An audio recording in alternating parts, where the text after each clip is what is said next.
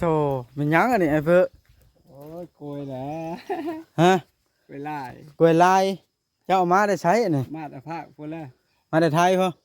เอ้าเจ้าเคยไปทำงานอยู่ไทยบ่เดี๋ยวนี้ ไปช่องเธอพอ ไปเฮ็ดงานหยังอยู่ไทย งานสวน โอ้เราเอามา เอามา เขาลือกันว่าต้นแพงนะบ่ มันแพงว่ะ เจ้าปลูกไว้ถ้ามีใครต้องการสิขายอยู่บ่นี่ ขายแล้วนี่ก็ ต้นเท่าไหร่ล่ะ เดี๋ยวมั คุยกันได้บ่ คุยกันได้ หน่อมันน่ะหลายเนาะ ลายแล้วโน อืม ขึ้นใหม่มานะ เด้อพี่น้องท่านใดสนใจกล้วยเนี่ยติดต่อมาหาบ่าวบอสได้บ่าวบอสกะสิเป็นสะพานบุญขายหน่อกล้วยให้เพิ่นเลยในเพิ่นแฮงทุกข์ยากบ่มีเงินเฮ็ดเฮือนเฮ็ดชานนี่พี่น้องบ่มีเงินเข้าวกินก็บ่มีพี่น้องเอ้ย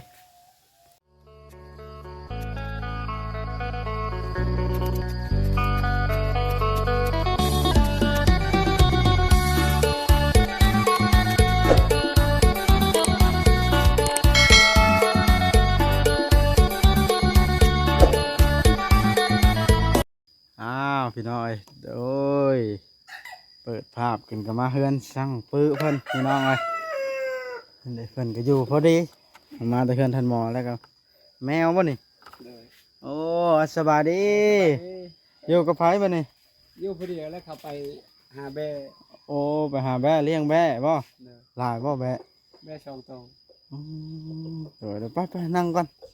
มันเมื่อยนี่ยืนนะนั่งหั่นละย้อนแข้งเลยเดี๋ยว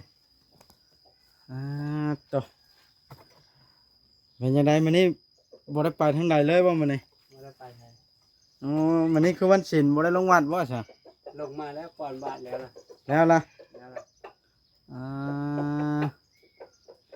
เดี๋ยวจบโอ้ได้มึงแงวไว้ใช้นี่ แง่กับก่อนบาทนั่นนะชมอ่ะ อันนี้ได้ใช่มันมึงแงวคนนี่เนาะชิมเลยเด้อ เลย ซื้อได้นี่เนาะวาดข้างในนี่เนาะ ชม เฮ็ดแล้วถึงโมงวานนี่ พอดี12 โมง ตอนเที่ยงแล้วเลยน้ำไหลลงดีบ้านนี่เนาะเบิ่งนี่แซ่บแล้วนี่โคตรหลีวานนี่ก่อนบ่ได้แวะข้าวเนี่ยเบาดิตกอันเฮือนเพิ่นจะไปแท้ร้านกับตัวได้ขึ้นชนไม้ มันอยู่ชนเนาะ ละอันผัวละมาลุดแล้วผมผัวละแขนคืออยู่เมียตกทับไม้เด้อไม้วางกันฮะวานนะเฮ็ดแต่คนวานนะ คนมาช่องคนนี่นะ เฮ็ดสองคนพ่อจะจ้องกูได้ไปเฮ็ดน้ำ มาเราไปเสียยา เราไปเสียงแล้วเนาะอันนี้มันหมดชุกหรือมั้งอันนี้หรือสีมันแนวนี้มั้งใช้เกลือทำ เด็กเขาเกิด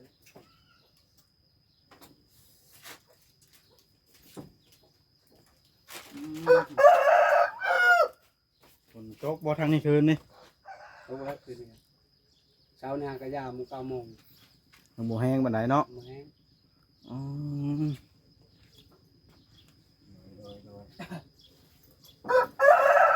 ต้องไปอันวัดอัน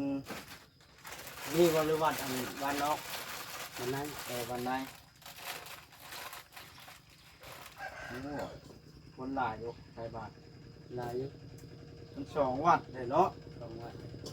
บ้านบ่ใหญ่ปานใดประเทศ2 วัด ไปพาเฉพาะไปช่วงเงินให้เอามาที่มันโดนลงไม้เนี่ย อยู่พุ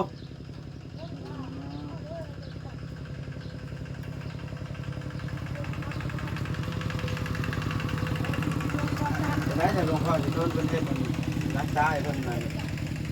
ก็สิฮู้นำเพิ่นบ่เรื่องเงินงบนี้หลายปานใดคือบ่เห็นดำเนินต่อได้ดอก แต่ยังอันนั้นอยู่หาตัดไม้ค้ำมาค้ำแล้วก็จะขึ้นใช้โครงนะ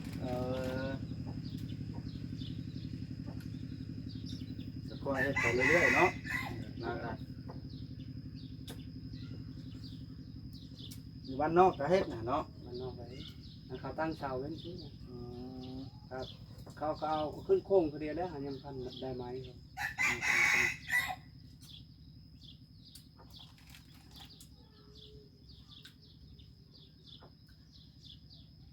ข้อยก็อยากเหมือนเงี้ยนะบ้านนึงก็ชื่อพวกนึง ชมไว้ชม บัวส้มตัวนี้หวาน หวานบ่ เขากินอยู่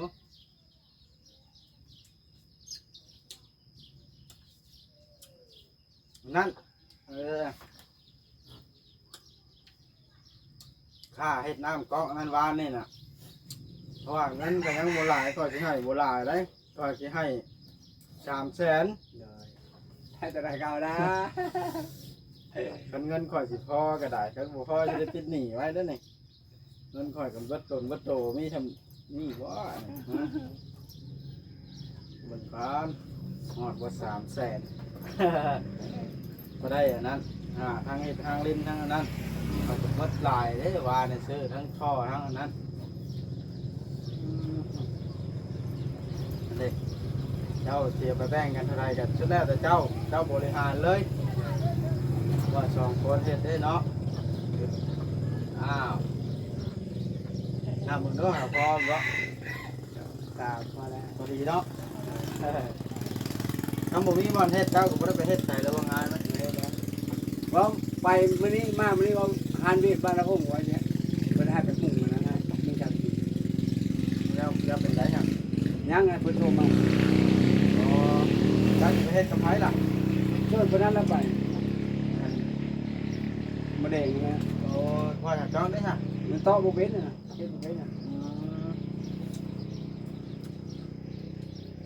มุ่งบ่ลายแล้วมุ่งมาเด้นะหานเวียดนี่นะ เป็นให้เท่าไรน่ะ มันโทรมาเพิ่นละโทรมาใช่ครับบางร้านเด้หานเวียดตัวนี้โทรจากคนนั้นที่จะโทรมาบอก โอ้ฮันเวียดนั่น หานเวียดนี่นะ อืม หานหมู่มันอยู่บ้านองค์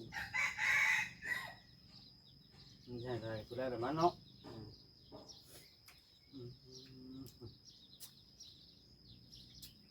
เอ็นนี่งานการอันข่อยมีข่อยสิเอิ้นเจ้าแล้วไปบ่อันสมมุติไก่ทำบ้านข่อยนี่ไปบ่ ไป เพราะว่าห่างกันประมาณฮอดบ่10ลับประมาณนี้แหละเนาะบ่ฮอดดอกข่อยว่า มันบ่ฮอด ยกไปสิโนยัง10ปลายเนาะ อ่า บ่ฮอดดอก10ลักเพราะว่าจากบ้านเดือเข้าไปน่ะ4ลักจากนี้ไปบ้านเดือนี่จังว่า รักไปจะนี่ไปบ้านเด้อ ลักไปประมาณ5-6ลักนี่ได้ซั่นเนาะมีงานก่อนข่อยสิโทรชวนเด้อข่อยก็สิหางานข่อยเจ้าแม่บ่อยู่มื้อนี้เนาะ ไปหาเบ้เลย แม่ก็ไปน้ำคนน้อยน่ะบ่ได้นี่ อืม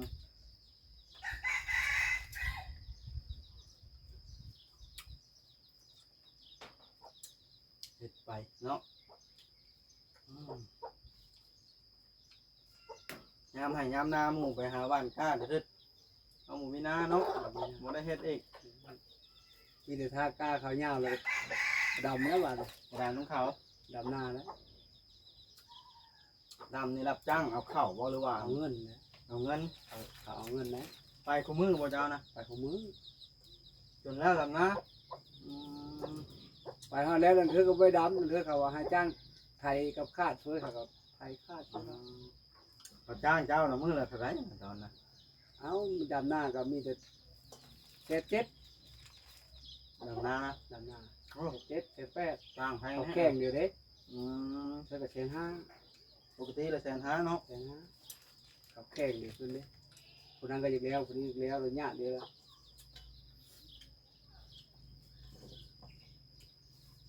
ญาติกันใครก็จะได้แล้วเนาะคนขยันไปเนาะ ต้องไปบ้านหน้าโคผมมาเอา อืม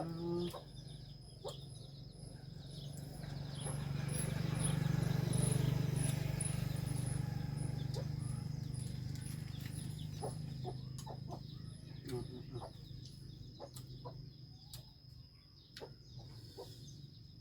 บ่ง่ายตอนเฮ็ดหยังกันเนาะ เนื้อ แม่ก็ไปเพื่อนบ่ ไปมีผู้อยู่เอิ้นไปแล้วก็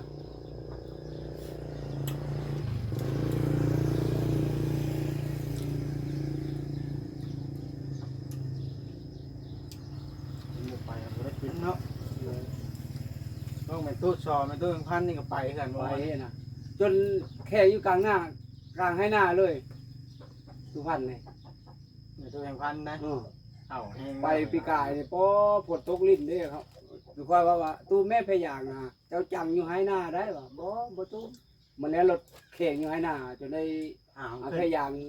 ตูมห่างกูจะขนาด อืม บ่ตู้เฮาอ่ะ เกือบตายค่าย บ่ นะ ตายเฮาอ่ะบ่ตูมพยางบ่ตูมมันได้พาได้เอาพยางมาหุ้มใช่รถแล้วอุ่นแล้วลงดำหน้าต่อ อืมโคตรโพเนาะ ไปได้2เมแล้วนะ เอ้าแห้งแล้วได้น่ะเนาะ เท้าแห้งแล้ว เฮ้ยง่ายบันไดเท่ากันไดก็ได้ยังได้เลี้ยงชีพตัวเองเนาะหน่วยซุปมันนี่จะเป็นอย่างเนาะกินแล้วติดแค่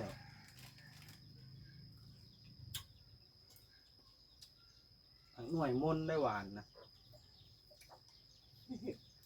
กินมึงและชมแล้วบ่กิน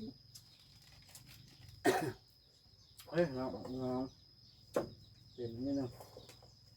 ช่างใส่บาทคนเนาะ ใช่ครบหลายเพิ่งออกมาเลอะอยู่หั่นเขาหับ มากนี่ได้ เขาเอาไปจุ๊บไป เออ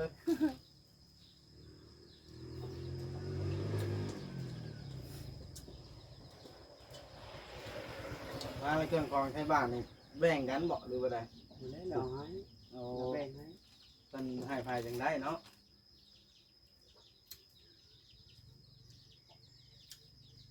เนี่ยว่าเป็นกูยังให้เป็นกระบอกให้เนาะ เดี๋ยว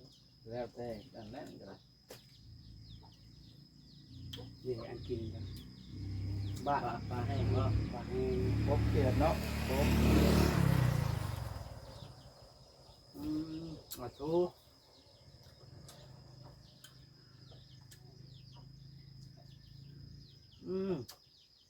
กินอะไรแห้งแซ่บนะ เนาะ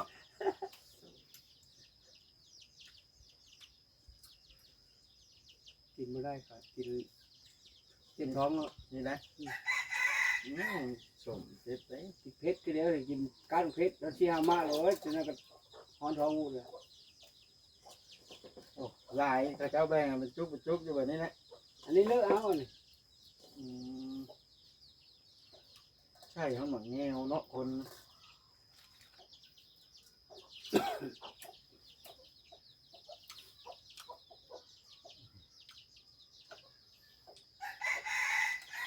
รอพังรหัสแต่มือเนาะกันมีอันคนมาจ้างไปเฮ็ดงานก็ไปอืม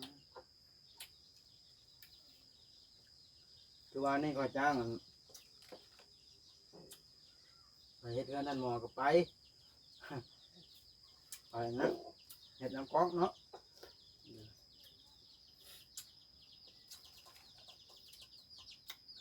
ค่อยยัง ฝนตกลายบ่น้ำเพิ่นน่ะเนาะ มันตกค่อยมันว่าแต่สังกะสีซุ่มนี่ก็มันบวดหลายแล้ว มันสิตกแห้งบ่ตก อันตรงแห้งค่อยว่าน่ะเต็มถังในบ้านนี่ เต็ม เนาะ แท้ทาง ท่อมันท่อยาวเนาะมันสิใส่แล้วบัดนี้ทางเราเฮ็ดช่างโยกแล้วก็โยกเข้าไปเต็มถังแล้วนะหมดลั่นได้โยกเพราะว่าบ้านนี่แทงไว้ให้ปื้อสุกนี่พี่น้อยกินข้าวเลย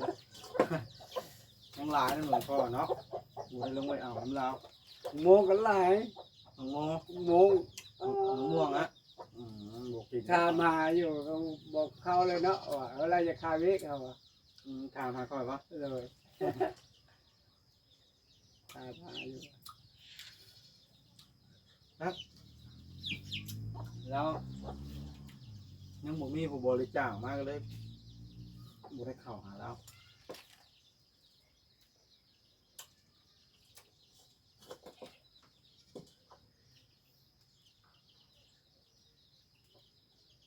ไก่ชื้นครับเมื่อไก่เศษซี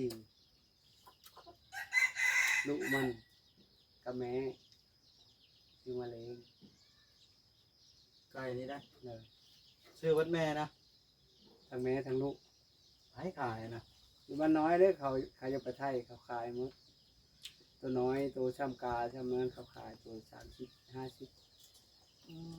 มาซื้อมาเลี้ยง ทั้งลูกทั้งแม่นะแซนซี่ตัวนี้นะ เลย แสดงว่าลูกมันก็ขาย40,000เนาะแม่ก็ขายใหญ่นะ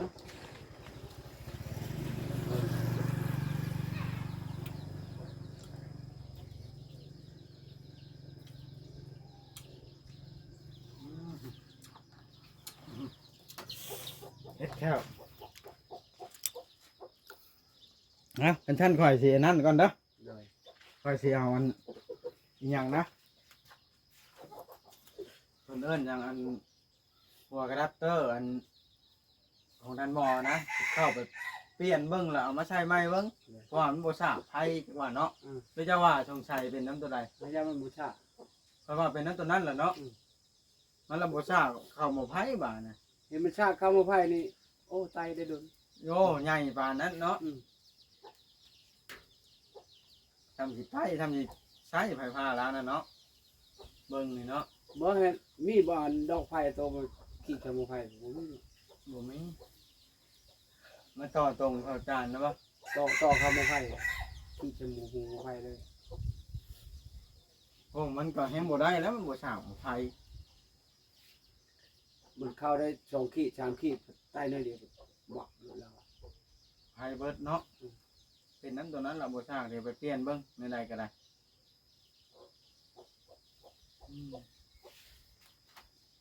เด็กน้องเลยเรือนชาลานแป้นของไอ้ปื้อก็ได้วางเฮ็ดอยู่เฮ็ดกินแล้วอาหารแห้งเราได้มาแต่วัด นี่เด็กมีปลาทูกบแห้งปิ้งเครื่องแห้งพี่น้องเลยได้มาแต่น้ำหลวงพ่อสีทนเนาะ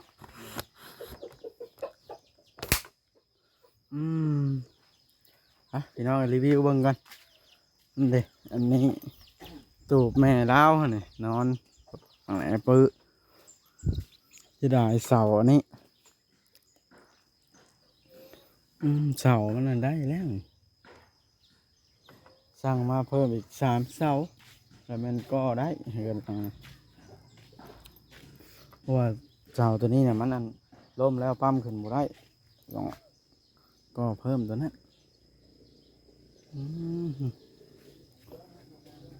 เรือนชานเราก็ได้วันอยู่วันนอนเราได้มาจากวันคนบุญคนเห็ดน้ำวัดน้ำว่าพี่น้องเอ้ยแดดละเด้พี่น้องเอ้ยบ้านนี่เริ่มแดดแล้วแดดละเราก็ปลูกนั่นปลูกนี่เลี้ยงไก่เลี้ยงแบะพี่น้องเอ้ยก็กล้วยหยังอันนี้คือแบบนี้นี่ กล้วยอันเขาตามชื่อนี่เด้จ้ะที่กลายเป็นชื่อนี่กล้วยลาย แล้วมีบอกคนซื้อบ้านไหน ผัดอาม่าปลูกแล้วบ่มีผู้ซื้อ อ่า ตอนนั้นเขาว่าเห็นมีแล้วอาม่าแล้วเขาว่าต้นเขาว่าราคาต้นแบบใบด่างนี่ชื่อละต้นหนึง80,000 90,000เขาว่า โอ้ อันนี้มันกกมันยังอิฐพร้อมนะกับใบอิฐนี่นะเป็นล้านเขา เขาเว่าแพงขนาด เขาว่าเขาตามชื่อนี่พี่กายเนี่ย นี่ใบด่างแห้งอะไรนี่เนาะ กกอิฐพร้อม กกผัดอิดใบด่างให้เลย เขาตามชื่อนี่ได้ งอกมันก็ลายเด้เนาะน่ะกำลังเกิดเนาะ เดี๋ยวมันแบบมันคือปีกายเนี่ยโอ้ยคอยจะได้เงินเลยก่อนว่า ยังมีบ่ผู้อยากซื้อติดต่อมาเด้อเนาะสิพาคนส่งไปให้นี่เนาะแล้วโอนเงินมาเนาะ เขาว่าเอากกมันก็ได้บ่ได้นอมันเอากกกับใบว่าตัดเอาว่ะเอามาแต่พระกู โย ถ้าเขาไป ฮะพี่น้องถ้าท่านใดอยากได้นอละ10,000ข่อยสิมาซื้อน้ำไอ้ฟื้อขายให้นี่ ก็สิฮับไปส่งฝั่งไทยฝั่งลาวอยู่ใส่กันแล้วแต่พี่น้องยินดีส่งเบิดถ้าท่านใดต้องการ พวกอีกได้ ปีกายไปซื้อนี่คือว่าลือกันขายแพงหรือเว่าไปสิซื้อเนาะ เขาบอกนี่ไม่ติดใจไปชื่นโอ้จ้ะ อืมมีกองมะลินไหมบ่ตัดมันได้กองมะลินไหมนี่ ไปตัดแล้ว เป็นมากแล้วจังกินเนาะมะม่วงยังบ่สุกบ่นี่ เนี่ย นานสุกแท้มะม่วงแต่เก่าคือสุกแล้วเนาะ มงหวานนะเนาะ นี่ได้ มันเป็นมากน้อยปีนี่คนมาห้าม นี่ได้ แล้วก็มังเหย้ามังใหญ่ นี่ได้อืม ชื่อเป็นน้อยเม็ดมันมากแล้วแกะแล้วไปจำใช่ละคืน อันนี้ได้ พวกน้อได้กินเลย เป็นไว้เลยเนาะ เออ เป็นจักปีแล้ว โอ้หลายปีแล้วเป็น อ่าฮะโอเคพี่น้องเอ้ยคลิปนี้ก็สิได้จบคลิปลงซ้ำนี้แล้วเนาะอย่างไรก็ขอบคุณ FC ทุกท่านที่ติดตามรับชมเบิ่งคลิปของบ่าวบอสชาแนลพี่น้องเอ้ยผิดพลาดประการใดบ่ม่วนนวลหูกาต้องกราบขอโทษขออภัยนำเด้อพี่น้องสามารถคอมเมนต์ติชมกันเข้ามาได้บ่าวบอสก็ยินดีปรับปรุงอ่านทุกคอมเมนต์พี่น้องเอ้ยโอเคพี่น้องสบายดี